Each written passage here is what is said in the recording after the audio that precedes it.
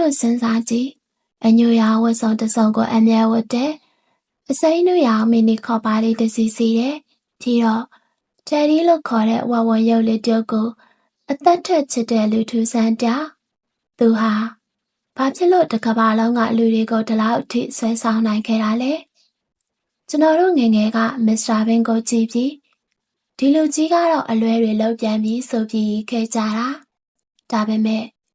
အခုလူကြီးဖြစ်လာတဲ့အခါမှာတော့မစ္စတာဘင်ဆိုတဲ့ character ဟာတာမန်ဟာတာလူပြတ်တယောက်မဟုတ်ပဲကျွန်တော်လူဖွဲ့စည်းကြမှာတယောက်တည်းရုန်းကန်နေရတယ်အထီးကျန်လူသားတယောက်ဖြစ်မှန်းသိလာရတယ်သူဟာဘာလို့စကားမပြောတာလဲသူ့ကားကဘာလို့အစိမ်းအောင်ဖြစ်နေတာလဲဒီနေ့ဒီခက်မှာစစောပေးသွားမှာပါမစ္စတာဘင်းကိုဖန်တီးခဲ့တဲ့သူကတော့ရိုဝွန်အခီဆန်ပါသူကမှန်ရှိမှရက်ပြီးညနာအမှုရမျိုးမျိုးလုပ်ကြည့်နေဒီဇက်ကောင်ကိုဖန်တီးခဲ့တာပထမဆုံးနာမည်ကမစ္စတာဘင်းမဟုတ်ဘူးနော်မစ္စတာဝိုင်းလို့ပေးမလို့နောက်မှဟင်းဒီဟင်းရဲ့နာမည်တွေလိုက်စဉ်းစားရင်မစ္စတာခါလီဖလာဝါပန်းကော်ဘီလို့ပေးအောင်မလို့ပဲနောက်ဆုံးကြမှာမစ္စတာဘင်းဆိုတဲ့နာမည်လေးကခေါ်လို့ကောင်းပြီးမှတ်မိလွယ်လို့ရေးလိုက်တာဒါဟာကမ္ဘာဟာတာလောကကိုပြောင်းလဲပြမဲ့နာမည်တစ်ခုဖြစ်လာလိမ့်မယ်လို့အဲ့ဒီချိန်ကရိုဝါအခီဆန်ကိုယ်တိုင်နောက်ထင်ထားခဲ့မှာမဟုတ်ပါဘူးကဲ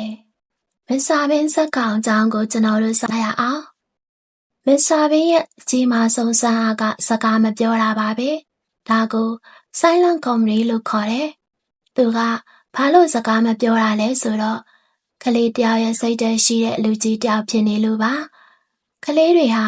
စက်ကလုံးတွေထက်အမူအရာနဲ့ပဲဆက်သွယ်တတ်ကြသလိုမျိုးပေါ့ဒါကြောင့်လဲမစ္စတာဘင်းဟာ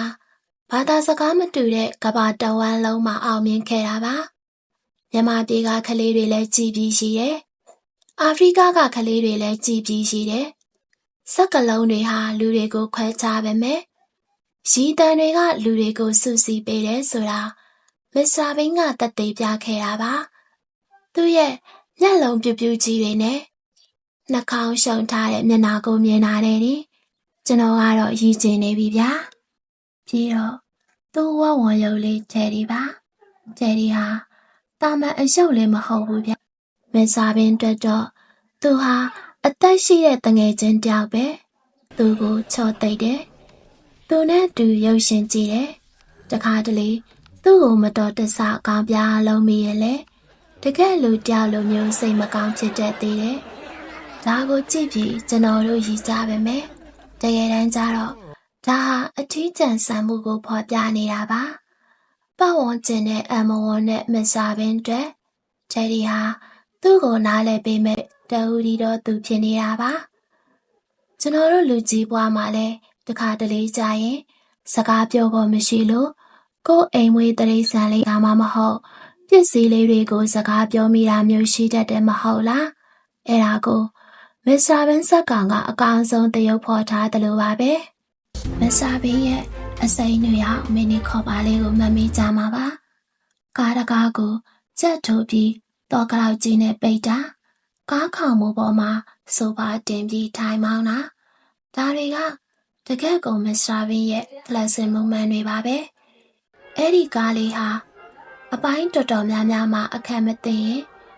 တင့်ကားနဲ့ကြိတ်ခံရတာမျိုးပြက်စီတာမျိုးဖြစ်တတ်ပါသေးတယ်ဒါပေမဲ့မစ္စတာဘင်းကတော့သူ့ကားလေးကိုသူ့ဘက်တော်မှလက်မလွတ်ပါဘူးဒါဟာအရာဝတ္ထုတွေပေါ်မှာထားတဲ့တန်ရောစင်ကိုပြတာပါပြီးတော့ဒီထဲမှာအင်ကြီးလဲတာတို့သွားတိုက်တာတို့လုပ်တဲ့အခန်းတွေလဲကျွန်တော်တို့ငယ်ဘွားရဲ့ဟာတာအကောင်ဆုံးအပိုင်းတွေပဲပေါ့ဗျာမစ္စတာဘင်းရဲ့ပြဿနာဖြေရှင်းပုံတွေကအရန်ဆန်းကျဲတယ်ဗျာအသားညက်ပေါင်ပေါင်လုပ်ဖို့အတွက်လက်နဲ့မလီးပဲပေးဟန်နဲ့တိုင်းတာတို့ငါးကိုတနက်နဲ့ပြစ်တာတို့သူဟာတာမန်လူတွေလိုမစင်စားဘူးသူက outside the box ဆိုတဲ့ဘောင်ပြင်ထက်ပြေစင်စားတာဒါကိုကြည့်ရင်ကျွန်တော်တို့ဘာသင်ခန်းစာရလဲဆိုတော့လောကကြီးကသတ်မှတ်ထားတဲ့စီမင်းတွေအတိုင်းမဟုတ်ပဲကိုနီကိုဟန်နဲ့ပျော်အောင်နေလို့ရတယ်ဆိုတာပါပဲမစ္စတာဘင်းဟာဘသူ့ကောင်မှဒုက္ခမပေးဘူး မတော်တဆဖြစ်တာကလွဲရင်ပေါ့လေသူကသေးငယ်တဲ့ကဘာလေးထဲမှာပဲသူပြောအောင်နေတတ်တာဒါဟာအခုခေတ်မှာလူတိုင်းလိုအပ်နေတဲ့ inner peace တစ်မျိုးပဲမဟုတ်လားမစ္စတာဘဲမှာလည်းရေးစားရှိရဲ့ဗျာသူ့နာမည်ကအာမာကော့ဖ်တဲ့ဒါပေမဲ့မစ္စတာဘင်းကသူ့ကိုတကယ်ရေးစားလို့ဆက်ဆံတာတဲ့သူ့ရဲ့ကစားဖော်လိုမျိုးသတ်မှတ်ထားတာခရစ်စမတ်နေ့မှာလက်စွပ်ဘူးလေးပေးပြီးအထဲမှာနေရန်ကတန်မိုးလေးပဲထည့်ပေးလိုက်တဲ့အခန်းဆိုရင်အာမာငိုသွားတာကိုကြည့်ပြီးကျွန်တော်တို့ရေရခန့်ငိုရခန့်ဖြစ်ခဲ့ရတာပေါ့မစ္စတာဘင်းဟာအချစ်ကိုနားမလဲတာမဟုတ်ဘူးသူကသူ့ရဲ့ကလေးဆန်တဲ့စိတ်ကြောင့်တခြားလူရဲ့ခံစားချက်ကိုဘယ်လိုဂရုစိုက်ရမလဲဆိုတာမသိတာပါဒါဟာလူကြီးဘဝမှာဆက်ဆံရေး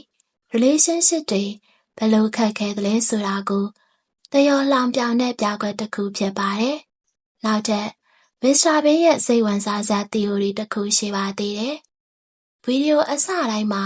ကောင်းကင်ကနေမီးရောင်ကြီးကျလာပြီးမစ္စတာဘင်းကပြုတ်ကျလာတာကိုသတိထားမိလားအဲ့ဒါကြောင့်ပရိသတ်တော်တော်များများကမစ္စတာဘင်းဆိုတာကဘာကိုလေ့လာဖို့လွှတ်လိုက်တဲ့ကြိုးသားတရားလို့ယူဆကြတယ်သူကလူတွေရဲ့ပြုမှုတွေကိုနားမလဲဘူးသူကသူ့ဘာသူပဲနေတယ်ပြီးတော့သူ့မှာထူးဆန်းတဲ့စွမ်းရည်တွေရှိနေတတ်တယ်ရောဝန်အခီဆန်ကိုယ်တိုင်ကလည်းဒီချက်ကိုတစ်ခါတလေအရှုံးဖောက်တတ်ပါတယ်ဒါပေမဲ့အဲ့ဒီArian theory ကပဲမာစတာဘင်းရဲ့ထူးဆန်းမှုတွေကိုအဖြေပေးနေတယ်လို့ပါပဲသူက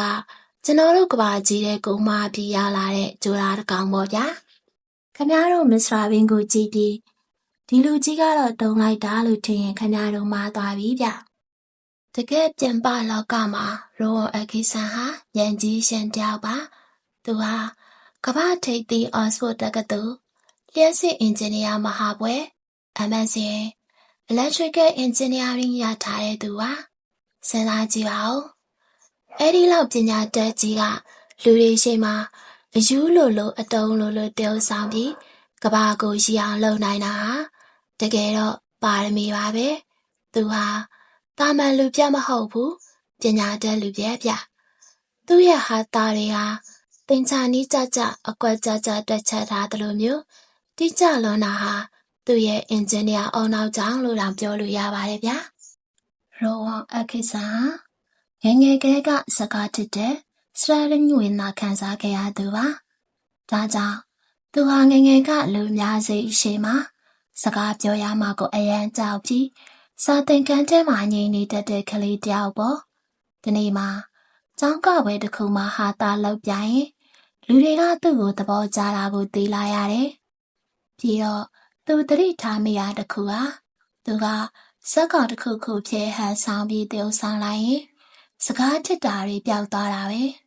ဒါကြောင့်လေသူဟာစက်ကလုံးတွေထက်မျက်နှာအမူအရာနဲ့ခန္ဓာကိုယ်လှုပ်ရှားမှုကိုအားပြုတဲ့ဟာသားတွေကိုပိုပြီးဖန်တီးခဲ့တာပါသူ့ရဲ့အားနည်းချက်ကိုအားသာချက်ဖြစ်အောင်ပြောင်းလဲပစ်ခဲ့တယ်ဒီစိတ်ဓာတ်ကတကယ်ကိုလေးစားဖို့ကောင်းပါတယ်ဗျာမစ္စတာဘင်းကတော့အစိမ်းတို့ရအမီနီခေါ်ပါကားစုပ်လေးမောင်းမမဲအပြင်လောကကရောဝန်အခီဆန်ကတော့ကားတွေကိုတကယ်ယူသွတဲ့လူတယောက်ဗျာသူဟာကဘာကျော်စူပါကားတွေကိုစူဆောင်ရပါလို့ကိုယ်တိုင်လဲပြိုင်ကားမောင်းသမားတယောက်ပါပဲသူ့မှာဒေါ်လာတန်းချီတန်းနဲ့ Muscle F1 စူပါကားကြီးရှိခဲ့ဘူးတဲ့အဲ့ဒီကားကြီးနဲ့နှစ်ခါတော့ကားတိုင်းမှုဖြစ်ခဲ့သေးတယ်ဗျာတကယ်မစ္စတာဘင်းတိုင်းပါပဲဗျာဒါပေမဲ့သူကအဲ့ဒီကားကိုပြန်ပြင်ပြီးစံချိန်တင်ဈေးနှုန်းနဲ့ပြန်ရောင်းနိုင်ခဲ့တာသူဟာကားအကြောင်းကိုလည်း professional ကြာနားလဲသူမို့လို့ကားပြိုင်ပွဲတွေမှာလည်းခဏတွေ့ရတတ်ပါတယ်မစ္စတာဘင်းကကားစုပ်လေးမောင်းတာကိုကြည့်ပြီးသူ့ကိုအထင်သေးလို့မရဘူးဗျသူကအပြင်လောကမှာတော့တကယ်ကို speed တင်မွန်ကြီးပါပဲခင်ဗျာနောက်ဆုံးချက်ကတော့သူဟာအပြင်မှာအရန်ကိုအနေအေးတဲ့ introvert ဖြစ်တာပါပဲမစ္စတာဘင်းစက်ကောင်လို့ကမင်းကျော်ထနေတဲ့သူမဟုတ်ပဲအေးဆေးဆေးနေတတ်တဲ့သူပါအင်တာဗျူးတွေကိုလည်းရှောင်တတ်သေးတယ်သူကကျွန်တော်ကလူတွေနဲ့တွေ့ရင်စကားသိမ့်မပြောတတ်ဘူး ပြုံးဆောင်တဲ့အခါမှပဲလွတ်လပ်သွားတာလို့ပြောပူတယ်။ဒါကိုကြည့်ခြင်းအဖြစ်ကဘာကြီးကိုရောင်လုံးနေတဲ့သူတိုင်းဟာအမြဲတမ်းပျော်နေရမယ်လို့မဆိုလိုပါဘူး။သူတို့ကိုယ်ပိုင်ဘဝအခက်အခဲတွေအေးချမ်းတဲ့ကဘာလေးတွေရှိတတ်ကြပါတယ်။ရိုဟွန်အခီဆန်ဟာ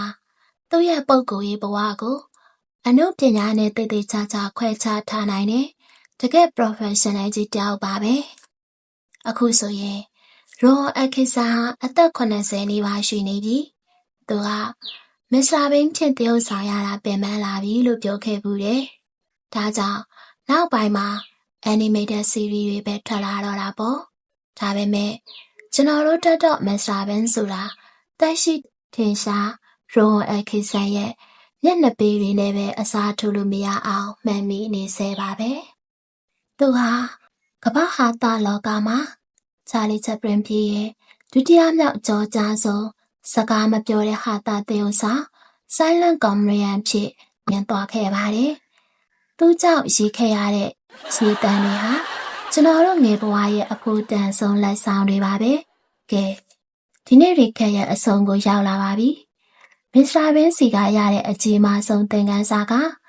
တယောက်တည်းရှိနေတာဟာအထီးကျန်တာမဟုတ်ဘူး။ကိုပြောအောင်နေတတ်ဖို့လိုတယ်ဆိုတာပါပဲ။မိတ်ဆွေတို့လည်းအခုဒီရိခက်ကိုနားထောင်ကြည့်ရင်မစ္စတာဘင်းလိုပဲစိတ်ရှုပ်စရာတွေစိတ်ညစ်စရာတွေပြည်နေတဲ့လောကကြီးကိုခဏလောက်မိတ်ထားလိုက်ကြပါဦး။အလုပ်တွေလွဲချော်နေလေစိတ်မပူပါနဲ့။မစ္စတာဘင်းတော်အကုန်လွဲပြီးမှအဆင်ပြေသွားတာပဲမဟုတ်လား